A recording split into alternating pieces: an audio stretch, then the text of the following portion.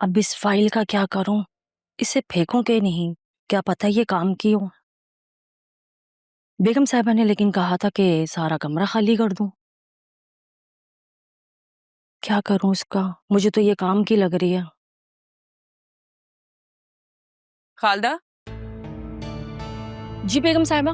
कल अदील आ जाएगा। तुमने राहा और तारा का सारा सामान घर से निकाल के फेंक दिया है ना? जी बेगम साहिबा, वो सब तो कल ही हो गया था। शुक्र है, अब ये पूरे का पूरा घर अपना लगने लगा है। तुमने भी बहुत काम किया है खालदा, इसलिए ये तुम्हारे। बहुत शुक्रिया बेगम साहिबा।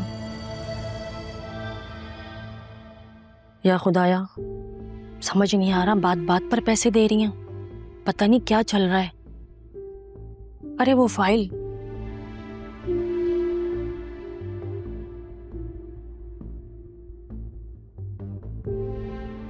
ऐसा करती हूँ, इसको छुपा देती हूँ।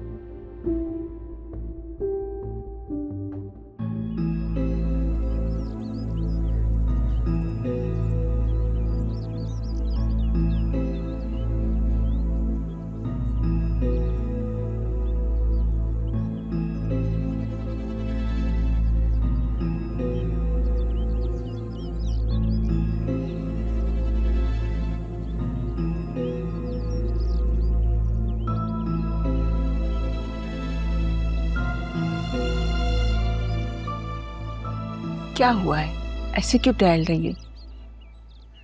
कुछ नहीं, बस ऐसे ही। अरमान से नाराज हो क्या?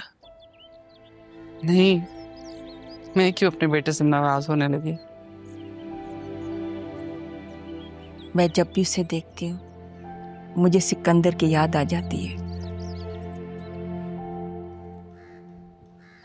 हूबहू सिकंदर जैसा है, वही नैन नक्श, वही अंदाज।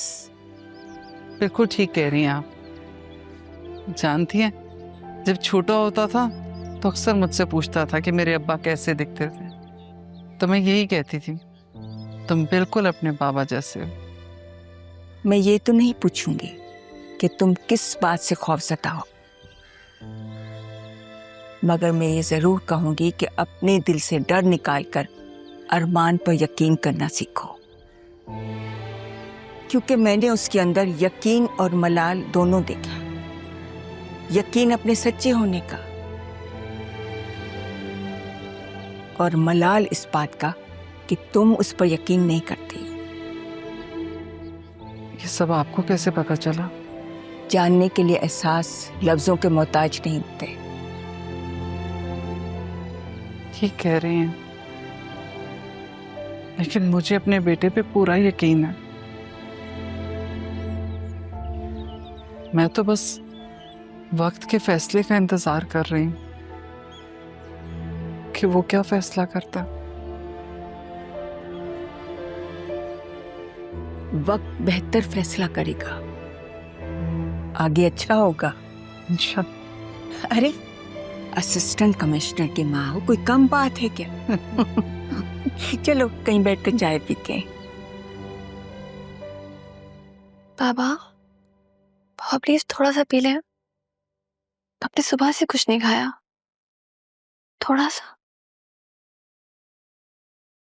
बहुत अच्छा किया आंटी आपने चाचू को यहाँ ले आई इस रूम में। वो अब ज्यादा बेहतर फील करेंगे।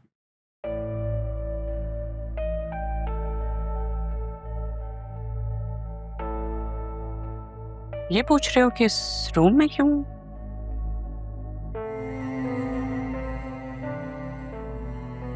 डॉक्टर ने कहा था तुम्हें किसी ऐसी जगह रखा जाए जहां पे सुकून में रहो। मैंने सोचा इस घर में पापा के रूम से हट के कौन सी ऐसी जगह हो सकती है जहां तुम्हें सुकून मिले। अच्छी बात है ना बाबा, अब हम दोनों इसी रूम में बैठकर खूब बातें किया करेंगे, बल्कि जरियून भी हमारे साथ बातें किया करेंगे। हाँ बिल्कुल, क्यों नहीं।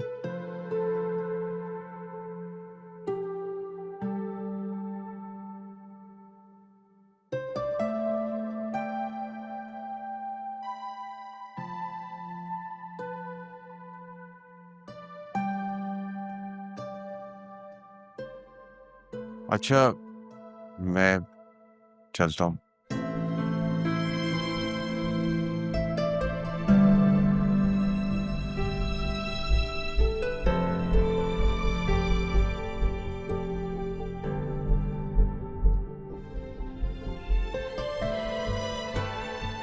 क्या कहना चाह रहे हो अदील? मुझे नहीं तुम्हारी बातें समझ में आ रही ठीक से।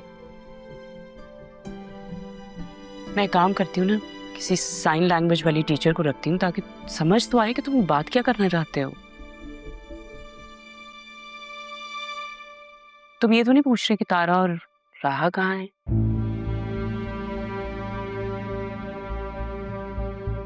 तुम हॉस्पिटल में थे इसलिए तुम्हें बताया नहीं, लेकिन जब से तुम्हारी तबीयत खराब हुई है वो दोनों माँ बेटी कहीं गायब हो गई हैं। पापा प्लीज संभालें खुद को। मम्मा सच कह रही है, राहा और फूफू कहाँ गए किसी को कुछ नहीं पता। माना कि राहा की हमसे जितनी भी नाराजगी हो या हमारी उससे, राहा को इस तरह नहीं करना चाहिए था। बहुत डिसअपॉइंटमेंट हुई है हमें उससे। मैं समझ सकती हूँ अदील, तुम्हें बहुत फिक्र हो रही होगी। यकीन करो मैं नहीं जानती, तुम्हारे एक्सीडेंट की वजह से आई वाज एक्सट्रीमली अपसेट। मुझे नहीं पता ये लोग कहाँ गए हैं। हो सकता है तारा अपने शौहर के पास चली गई हो। भाई उसके शौहर ने डेरा डाला हुआ था बाहर, अब वो भी नहीं है। तुम ना इन लोगों के बारे में मत सोचो, किसी के बारे में कुछ भी सोचने की जरूरत नहीं है। मत करो फिक्र इन लोगों की। खाना जाके लगवाती हूँ, वसीम भाई भी आने वाले होंगे। अब देखो ना, जिन लोगों को हमारा साथ देना चाहिए था, मुश्किल वक्त में साथ खड़े रहना चाहिए था, वो लोग तो है नहीं। और जिन लोगों से हमें जीरो एक्सपेक्टेशंस थी वो खड़े रह गए।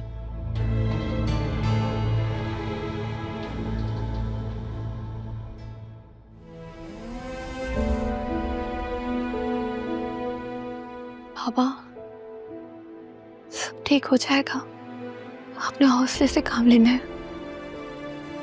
पता जान भी कहते थे ना कि वक्त कभी एक सा नहीं रहता, बदलता रहता है।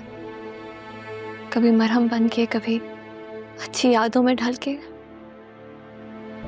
ये वक्त भी गुजर जाएगा। और आपको पता है, सरीन और वसीम अंकल बहुत अच्छे हैं, मेरा बहुत ख्याल रखते हैं। आपको खुशी हुई ना ये जान के?